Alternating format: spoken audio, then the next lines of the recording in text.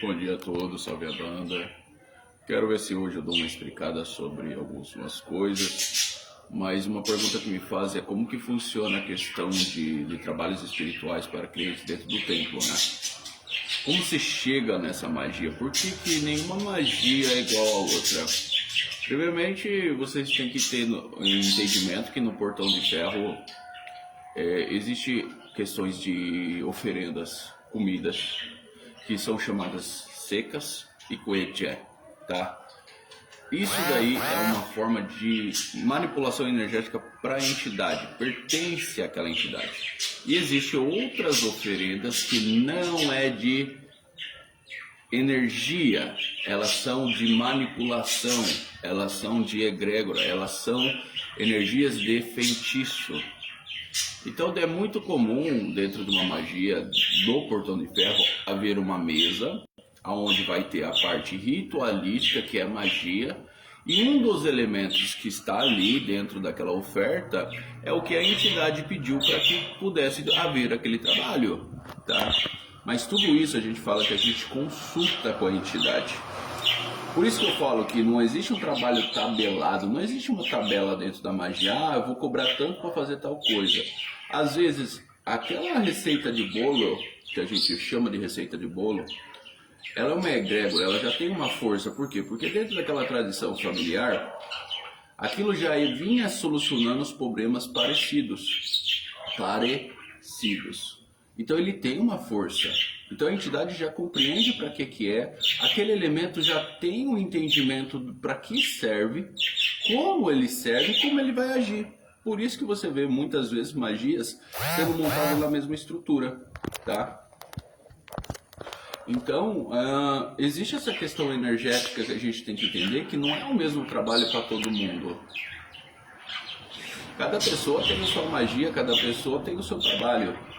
Cada pessoa necessita de um tipo de energia. E nós temos que lembrar também que as entidades, os Exus, as Pombagiras, fazem a sua manipulação, a sua transmutação dos elementos energeticamente na vida do consulente. Então muitas vezes aquilo que está lá vai sair para algo novo entrar, tá? Então a gente fala que existe todo um preparo entre a execução do jogo para verificar a questão. Não é questão de caminhos, é a questão da necessidade, se realmente a entidade vai aceitar aquele trabalho, se é próspero para mim executar esse trabalho, tá? Porque você vai trabalhar com algumas pessoas, você vai trabalhar literalmente com o inferno. Porque as pessoas não entendem. Quando procura um magista, acha que pagou, amanhã está na conta, amanhã recebeu. E a magia é justamente aquilo que a matéria já não consegue mais resolver, que está no plano espiritual e vai ser trazido. E isso é lógico, a magia é palpável, dá para ir sentindo, você vê a modificação quando ela é bem executada. Dentro do mundo espiritual não existe uma tabela de tempo. Olha, trabalho amoroso ele vai demorar tanto tempo. A gente tem alguns elementos no simbolismo dentro do Portão de Ferro que simbolizam o tempo, tá? Então a gente pede que o tempo ao tempo. Perguntamos a tempo qual é o tempo, tá? Mas não é algo estipulado para clientes, isso não é algo estipulado, isso é algo para que Exu traga, né? Corra a sua gira, tenha a resposta rápida na vida daquela pessoa. Nenhum trabalho vai ser igual ao outro, nunca vai ser.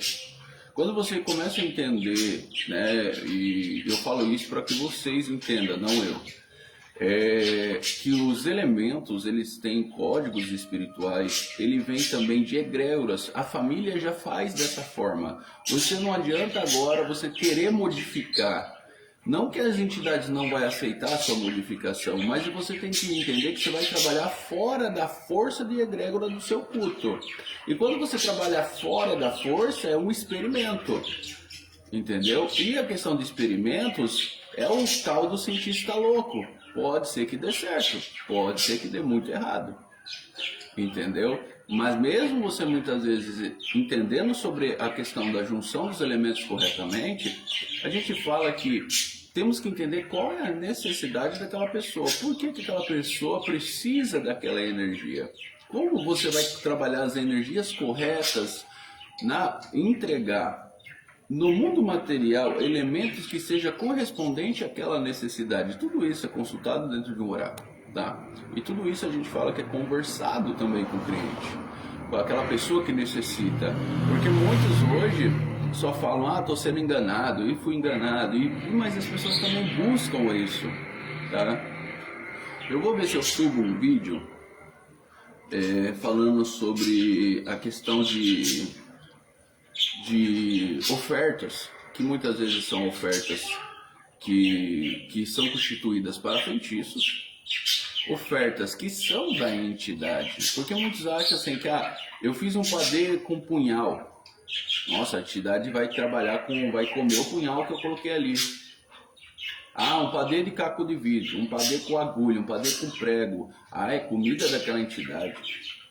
Gente, tem que aprender que existe ritualísticas, são comidas que têm magia. Magia é feitiço.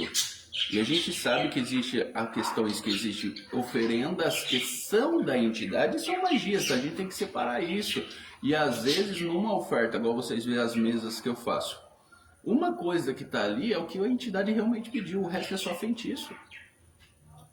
O resto é feitiço. Entenderam? Bom, é isso, gente. Daqui a pouco eu volto, deixa eu acordar, tá?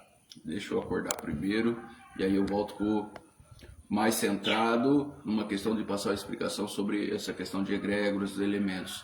Mas, para você entender um pouco sobre o fundamento de egrégora, entenda que se você tem uma chave na mão, qualquer pessoa que vê uma chave na sua mão vai perguntar para você, da onde é essa chave?